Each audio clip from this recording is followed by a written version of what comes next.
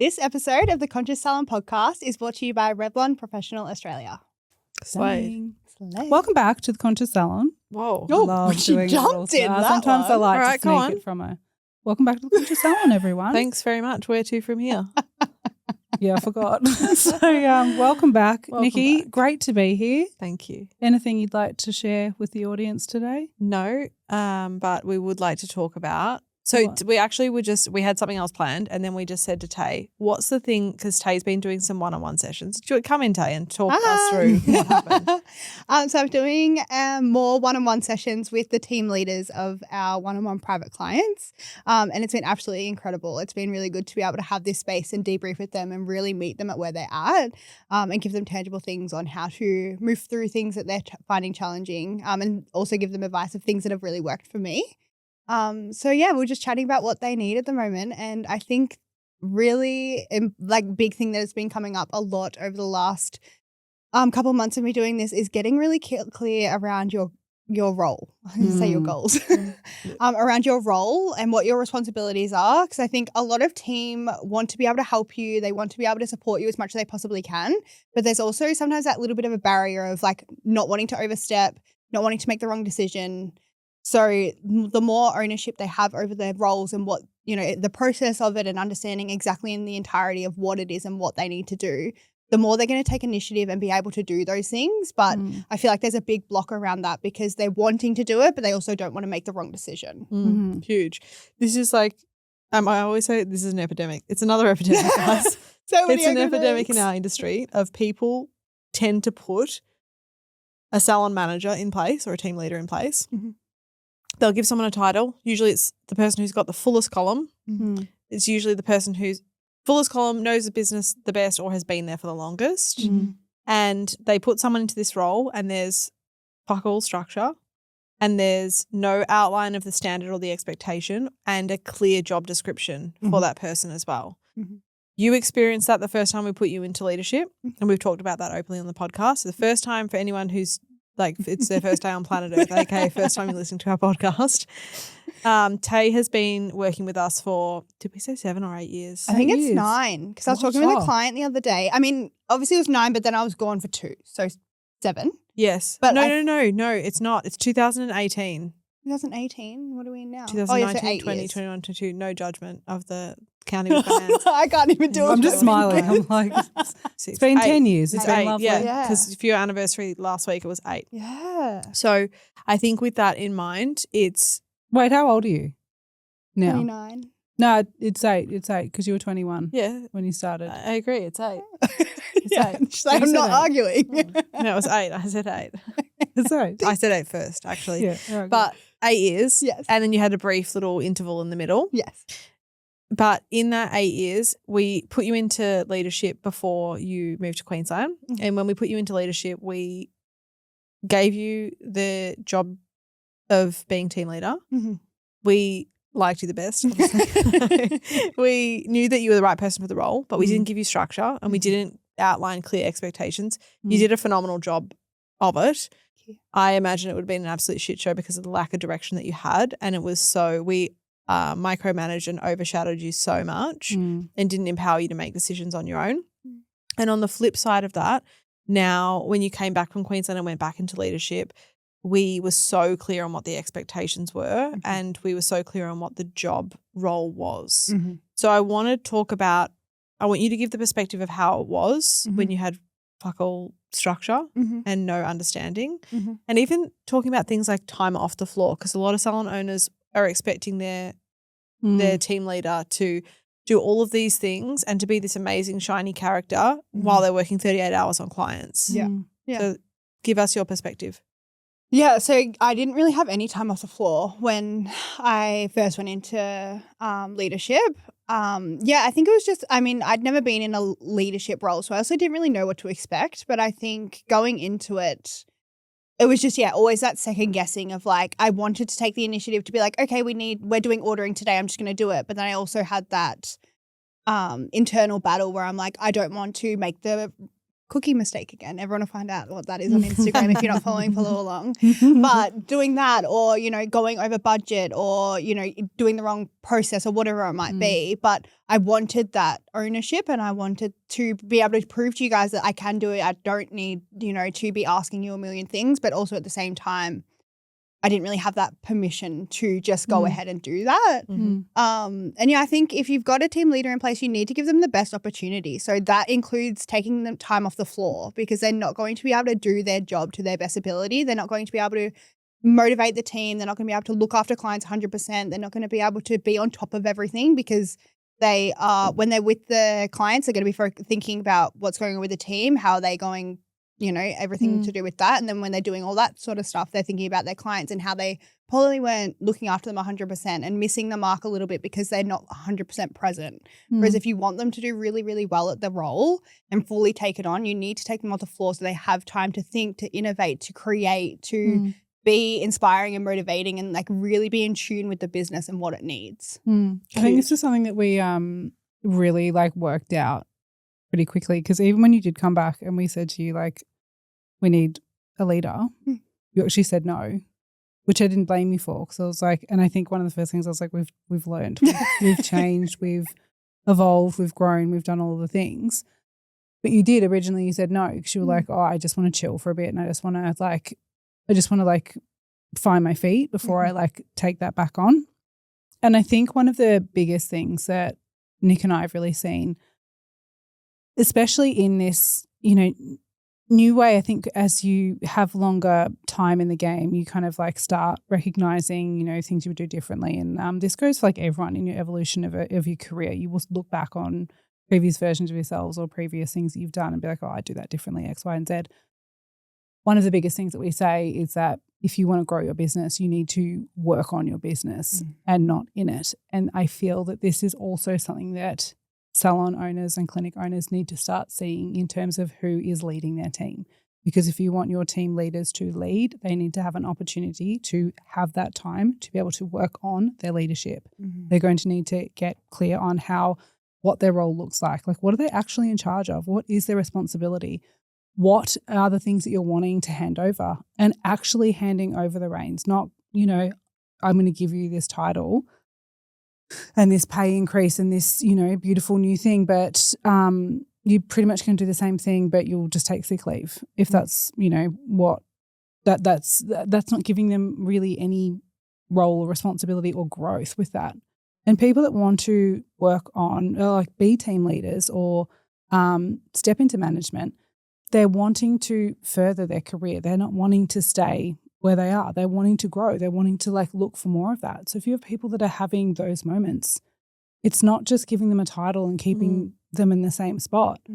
It's changing their role, handing things over, sharing that responsibility, creating a dynamic. And I feel one of the biggest things that we get so much on with feedback, and this is part of, you know, Tae meet, if you are in our world, you will come across Tae sooner rather than later. She's very much an integral part of what we do at the Conscious Salon. Excuse me. She's an integral part of what we do at the Conscious Salon. And the first thing that people say, I want a Tae. I'm looking for a Tae. And what Nick and I always say is, you potentially have it. It's just that you are not giving them that opportunity yet, which I feel like this is such a huge thing.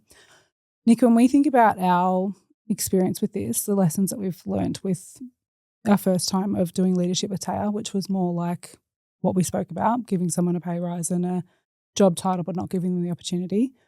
What would you say is one of the biggest things that you've learnt looking back at where you either struggled to hand over control, or like what would you say would be the biggest piece of advice for the people that might be like, oh, this sounds like me?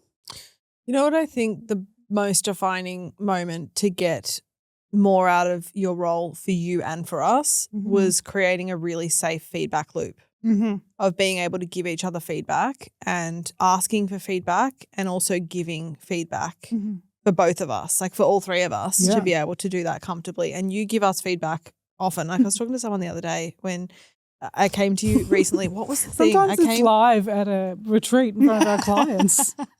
We did do that as an exercise. Anyone that have we talked about it on the potty? That's actually a really good point. I'm going to talk through what we did there. So we facilitated a retreat for our private clients. We take our private clients away twice a year for retreats, and we were up in the sunny coast doing a leadership retreat. And we sent all of our private clients' team leaders, so all the salon owners' team leaders, out a questionnaire beforehand. And it basically said, we want you to be super honest here. Let us know where the leadership's going strong. Let us know where the leadership is weaker. What are you confused about? What do you find difficult? What's challenging? What needs improvement? What's great? And essentially we got the rawest, most honest feedback, and then we sat the salon owner down and we gave them that feedback in that moment. And to make everyone feel more comfortable, we actually said, we're going to show you behind, like under the rug of our salon. Tess is going to sit up there, and then Tae's going to go up, and she's actually going to give her feedback to Tess directly in front of every client that we have. And you were scared. Yeah, terrified. It was a really cool activity. I was so cool ready. at So the you time. bring it. But I'm kind of a bit of a sadist like that. I'm like, roast meat, go for it. But it was really interesting to see the dynamic and giving you that permission to say, you know, this is important for these guys to see that we have problems in our salon as well, and we have things that need addressing. And it was really important for them to see how you give feedback to Tess and how Tess takes and absorbs that feedback, how you guys come to a solution together, and vice versa for you giving Tae feedback. Absolutely. I reckon the strongest thing that we've done is creating that safe feedback loop. And for you to, you said to me recently, I was telling someone about this, it was like some idea that I had, and you were like, I could tell that you hated it. And I was like, I had this idea or whatever. And then you were like, no. You just said no, no. And I was like, oh, okay. Is it the shit? And you were like, I understand where you're coming from, but that's not a good idea. And then you were like, how about this for an idea? It was really good. And I was like, yes, that was really good. 5 years ago, you wouldn't have said no to me. Absolutely You would have not. been like, yes, what a great idea. Thank you. And being able to have that safe feedback loop, you know, a couple of, what was it, last week? Last week you came in and you said, I'm fucking overwhelmed. I'm chasing my tail. I can't catch my breath or something like that. And immediately we came in and said, okay, cool. How are we going to solve this? Do you need more time off the floor? What do we need to do to actually take action here? Yeah. Let's pull you off the floor as many hours as we can grab clients this over, week. yeah. Let's move clients over. Let's do, and here you are in the podcast studio unexpectedly today, but let's pull some stuff where we have it. But because we have that safe feedback loop and we've created that over time, that's my biggest piece of advice. 100%. Love that. So good. Really. So good. What about you? I think for me, the biggest one is truly being, if you're handing, the first time around, I feel like I handed things over, but like I was like right next to you the whole time, and like the meerkat, I was constantly like, what are you doing? Don't do that. Like, the next, yep, that's it. Like really like, you know, the helicopter parent. Now with Tae, one of the biggest things that we say is like, I trust your judgment. I trust you. I trust you, because I do. And I also will say, and whether or not it's because I'm off the floor now and out of the salon, and you know, I'm in the salon from a place of overflow. I'm in there for like a handful of hours a week, and like, you know, that can be generous. Like this week I haven't been in there at all. But what Tae and I constantly have is really solid communication. If it's not daily, it's a couple of times a week. It would be every other day if it's not daily. And it is the small thing. So if I know that she's overwhelmed, saying to her, I know the phrasing with her, you have permission to move clients, to adjust things, to take time where you need it. I know, like, because I know that you've got it. Letting her know I trust her and I've got it. All of these like phrases and things, what this does is start building trust. And what my role is, rather than watch her, whether or not she makes the right choice, that I see, by the way, not necessarily that it's right. The thing that I think is the right choice is completely irrelevant. Like truly it's irrelevant. What has happened this time around, and since we've gotten so much better at this, is rather than me needing to watch, I know that she's got it, because she is in there seeing things at a completely different, and we literally had this conversation the other day. Yeah. I gave Tae a very direct feedback of concerns that I was having around something that was happening in the salon. And I preface this by saying, this is what I see. I'm also aware that I'm not in there seeing it the same way you do. So we may differ on this, but I want you to understand this is my view on it. And you received that, took it, understood, but you also said, what I see is X, Y, and Z. Yeah. And this has gotten to such a fine art now where we can share where we are, even if we don't necessarily agree, but we both have that understanding of like, yep, cool, I can see where you're coming from. You can see where I am. We're going to watch it and manage it together and see how that goes. I think the biggest mistake that I see salon and clinic owners doing is giving people titles and then not giving them the opportunity. So they sit there and they are constantly like waiting for that opportunity to be like able to step in and to take over and to lead. And like, that's the biggest thing that I see is that people will constantly overstep. And it's okay because even sometimes we'll get a bit blurry in meetings and stuff. If you overstep, that's okay. Acknowledge it though. Like I've said that so many times in front of the team. Sorry, Tae, you're doing this. I'm just doing this instead. Really like handing it over and allowing them to step forward. Get out of the fucking way. Totally. Tae, what about you? I want you to give a piece of advice to, can you give a piece of advice to salon owners who are doing this currently and then also to team members who may feel blurry about their role? Of course. I think if you're a team leader and you're blurry around your role, you need to sit down and have a conversation with your salon owner. Like it needs to be really clear on where you're confused, what you want as well. Like shoot your shot and be like, I know that the ordering isn't mine, but I really want to take ownership of it. Is there something that you can train me in so that I can get up there and like be able to take full responsibility for it?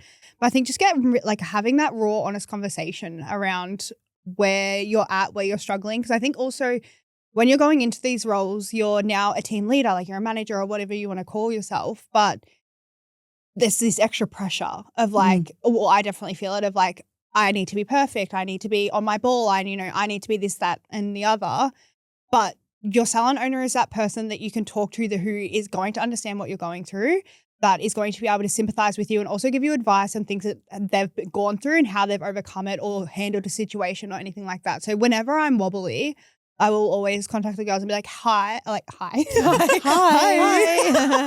I'll say, hey, like this is the situation going on. This is what I think, but what do you guys think? So it's definitely getting me thinking in a problem solving mindset and how I would solve things and try to take my initiative.